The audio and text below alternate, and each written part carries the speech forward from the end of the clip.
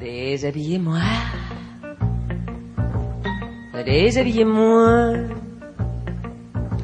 Ouais, mais pas tout de suite, pas trop vite. Sachez me convoiter, me désirer. Bonjour à tous et à toutes, c'est Chris au micro. On est ensemble sur le 4e épisode de Déshabillez-moi, la petite chronique qui nous déshabille et qui scrute à la loupe nos petites et nos grandes manies vestimentaires. Mais que se cache-t-il dans nos armoires ? Le vêtement, vous allez voir, c'est toute une histoire. Déshabillez-moi. Chers auditeurs, chères auditrices, ce matin encore, je viens de voir dans mon quartier des sacs poubelles remplis de fringues, posés à même le sol. Comme les sacs étaient ouverts, j'ai pu voir qu'ils contenaient des habits d'assez bonne qualité, mais la pluie et les passages commençaient à les abîmer. Quel dommage. Avant mon coming out, c'est-à-dire hier, c'est encore ce que je faisais moi. Et je repartais, légère, enchantée de cette bonne action qui permettrait aux plus nécessiteux de se servir parmi les vêtements dont je ne voulais plus. J'étais alors tout à fait inconsciente d'associer mon geste au débarrassage des ordures, et je me prenais limite pour le Père Noël. Tenez mon brave, veuillez fouiller dans mes détritus et quelques trésors. C'est dire si j'étais grave.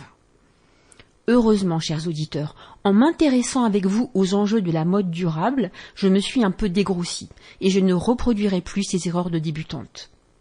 Aujourd'hui, j'en sais heureusement un tout petit peu plus sur les pratiques qui permettent de concilier le renouvellement de son vestiaire et les gestes responsables.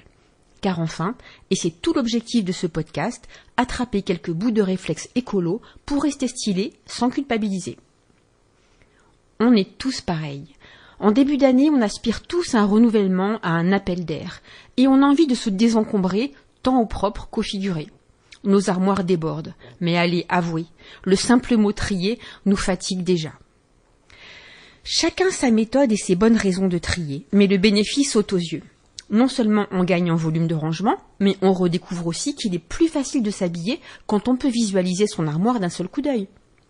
Il y a plein de conseils sur le sujet, mais je vous livre ici quelques astuces de tri, parmi les plus simples. Je les ai sélectionnées exprès pour vous. Si vous êtes prêt pour le grand saut, on vous recommande de tout sortir de votre armoire et de faire 3 tas. À donner, à garder, à jeter. Il faut aussi reconnaître que si on n'a pas mis ce vêtement depuis un an, on ne le mettra sans doute jamais. On conseille la boîte intermédiaire pour déposer tous les habits qui sont sur la touche. Si on ne les a pas sortis pendant 6 mois, c'est mort. On ne les mettra jamais. Mais, on a beau vouloir y mettre de la bonne volonté et connaître toutes les bonnes raisons de faire ce travail, le tri s'avère beaucoup plus complexe que prévu et tout nous fait hésiter. Alors, je donne, je vends, je répare, je jette, je garde. Allez, une petite pause avec la très belle chanson de Benoît Dorémus, Rien à te mettre, et on réfléchit à tout ça ensemble. J'ai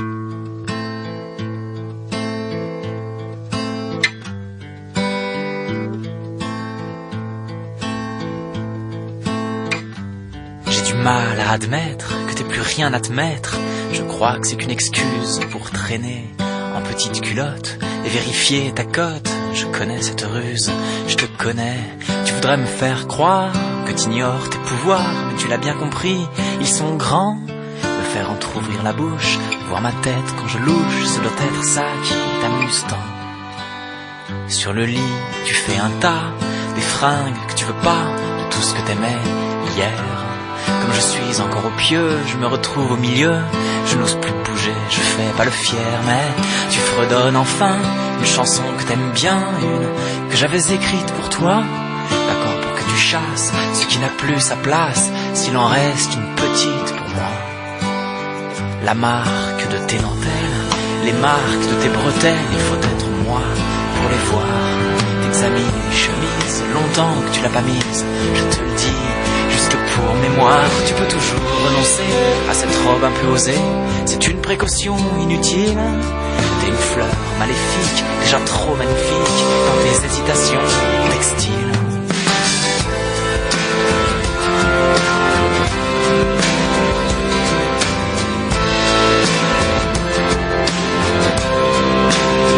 Tu sais que si tu veux, je te prête un jean bleu et un t-shirt qui sera trop grand. Le risque c'est qu'avec, on te prenne pour ton mec, vu que d'habitude, c'est moi dedans. Alors, je te propose un truc, depuis le temps que je te reluque, je t'enlève tes derniers pétales. Et je t'offre ma peau, je suis un vêtement chaud, je suis sûr de t'aller pas mal. Je t'offre ma peau, je suis un vêtement chaud, je suis sûr de t'aller pas mal.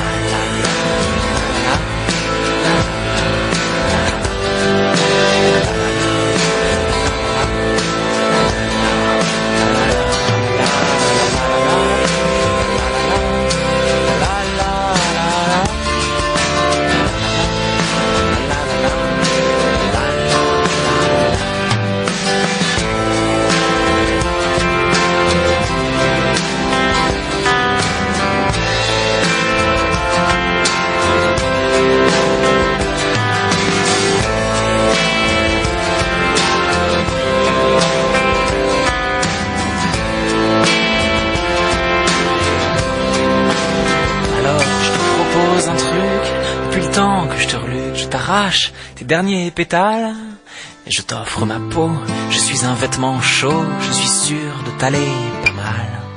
Je t'offre ma peau, je suis un vêtement chaud, je suis sûr de t'aller pas mal. Chers auditeurs et auditrices, dans le premier épisode de Déshabillez-moi, je vous livrais ma préférence pour le don, qui crée du lien et entretient un cercle vertueux. On ne le dira jamais assez. Donner à une ressourcerie ou à une association comme Emmaüs ou le Secours populaire n'a pas le même impact humain et écologique que vendre en ligne sur Vinted ou Le Bon Coin. Les plateformes de revente sont nombreuses, très efficaces, mais pas économes en CO2. Et l'expédition de votre t-shirt à l'autre bout de la France pour gagner 12 € a un coût écologique. Voilà, c'est dit. Dans mon deuxième podcast, j'attirais votre attention sur l'intérêt de réparer, surtout depuis l'instauration du tout nouveau bonus réparation. Eh bien, dans ce nouvel épisode, on va s'intéresser davantage aux bonnes ou aux mauvaises raisons de garder ses vêtements. Et si on s'en débarrasse, c'est dans les règles de l'art. Vous avez dû en faire comme moi l'expérience. Il y a des fringues qu'on a franchement du mal à lâcher. On se débarrasse de certaines pièces sans état d'âme, mais on reste comme agrippé à d'autres. L'honnêteté me pousse à vous avouer que l'ex-fashion victime que je suis a passé des heures à se tourmenter pour essayer de renoncer à quelques pièces de son dressing. Bonne élève, j'ai même parcouru l'ouvrage culte de Marie Kondo sur le rangement. J'y ai appris qu'il fallait avant toute chose se demander si un vêtement nous apportait de la joie. Et après avoir essayé d'identifier ceux qui me donnaient un peu moins de joie que les autres, j'ai péniblement renoncé à 4 ou 5 pièces que je pleure encore. Si, comme moi, vous êtes maladivement attaché à vos vêtements et qu'ils ont tous été choisis avec amour, inutile de vous infliger une séparation, on n'est pas là pour se faire du mal. Mais perso, si je fais le choix de garder mes vêtements préférés, je m'interdis de nouveaux achats car mon armoire n'est pas extensible. Si j'achète quelque chose de neuf, je donne quelque chose de vieux. Et pour que l'histoire d'amour dure, j'entretiens mes vêtements, je lis les étiquettes et je respecte les programmes de lavage. Du bon sens quoi. Votre vêtement est taché ? Ne vous découragez pas. C'est parfois une question de temps pour la faire partir. Il faut tout essayer, même le savon à base de fiel de bœuf. Oui, je sais, berk, mais ça marche. Voici encore quelques conseils sur l'art de bien jeter. Déjà, il faut éviter à tout prix de jeter, car un vêtement en bon état peut avoir plusieurs vies. Chaque année, en moyenne, un Français jette 12 kilos de chaussures et de linge. On estime entre 10 et 20 000 tonnes les produits textiles jetés chaque année en France. Il faut savoir aussi que 85% de nos vêtements finissent à la poubelle, engendrant une pollution textile alarmante. Surtout, ne jetez pas vos t-shirts élimés, gardez-les pour en faire des chiffons de ménage. Il ne faut pas les jeter à la poubelle car ils sont très polluants et ne pourront pas être recyclés. Repérez plutôt les gros collecteurs textiles spécialisés, type le Relais, dans l'espace public. Vos vêtements y seront triés, réparés ou broyés, ou même recyclés en revêtement de sol ou en isolant phonique. Ça y est, vous l'avez fait. Vous avez trié, donné ou jeté. Vous devez vous sentir plus léger et au clair avec votre conscience. Super, on va pouvoir passer à la partie la plus réjouissante du podcast, celle où on choisit de garder nos vêtements et de recomposer son vestiaire. En attendant, une petite pause relax avec Mika.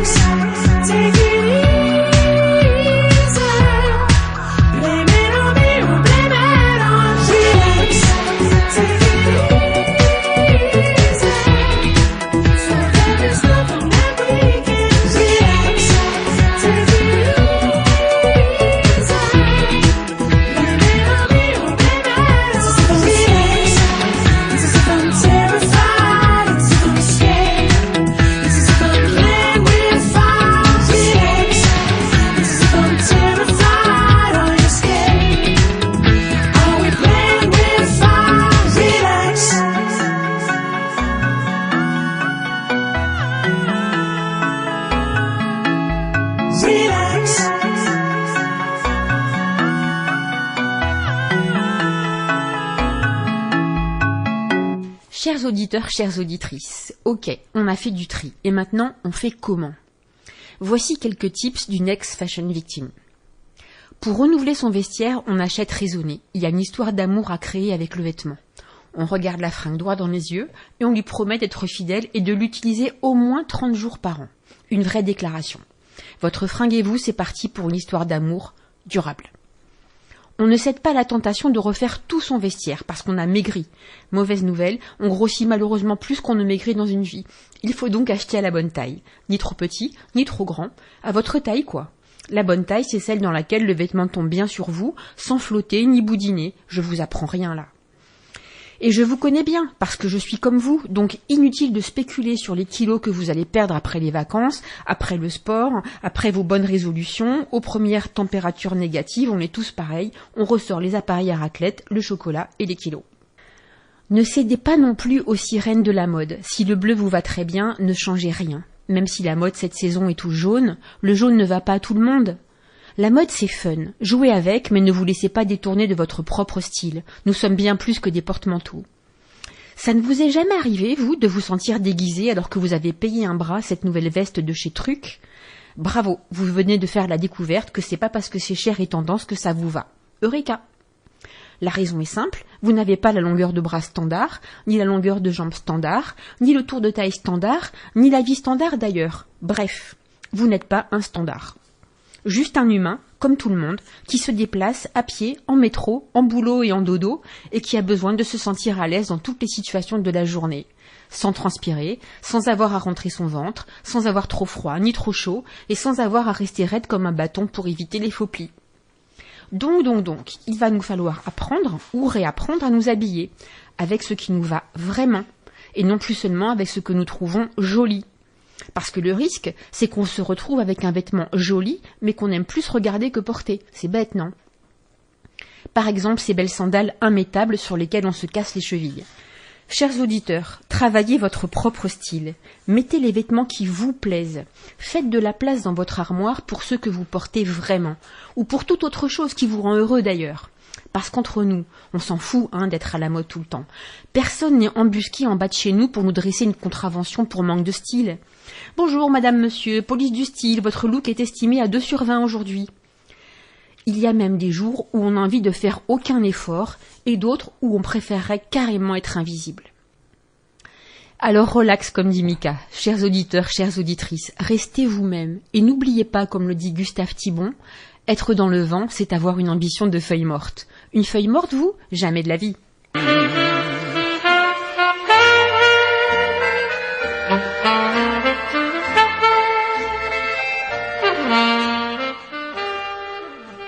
Chers auditeurs, c'est tout pour aujourd'hui.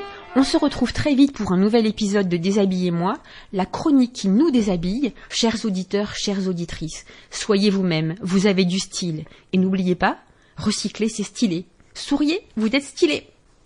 Cadeau, je vous laisse avec le groupe Mammouth qui a un message pour nous. Ça s'appelle « On s'en fout ». On s'en fout de ta mère, du meilleur ami de ton frère, le gars du dépanneur, pis de la blonde de ta sœur. Ton oncle, ton voisin, le gars qui toilette ton chien. Ta vie mène-la comme tu veux, fais ce qui te rend heureux. Empêche-toi pas de changer ta frite en poutine, parce que t'as peur de ce que va penser la voisine. Tu peux porter une jupe si t'es un garçon, même si ça fait chialer ma tante Magnon. Tu peux envoyer chier ton cousin Cédric quand il dit que c'est pas sick, faire de l'art dramatique. Y'a toujours un cas pour dire que tu vas te tromper. Hey, le jugement des autres, faudrait ça. Qui t'aime ce que tu penses, que tu lui côtes l'air. C'est tellement facile de juger, on veut pas de commentaires, ce serait le temps de se taire. Leur opinion, on s'en fout. Ton père, l'équipe de hockey, ton frère, la mère du facteur, du cousin pis ton coiffeur. Ta soeur, ton demi-frère, le nouveau chum de ta grand-mère. Ta vie mène-la comme tu veux, tant que t'es heureux. Na na na na.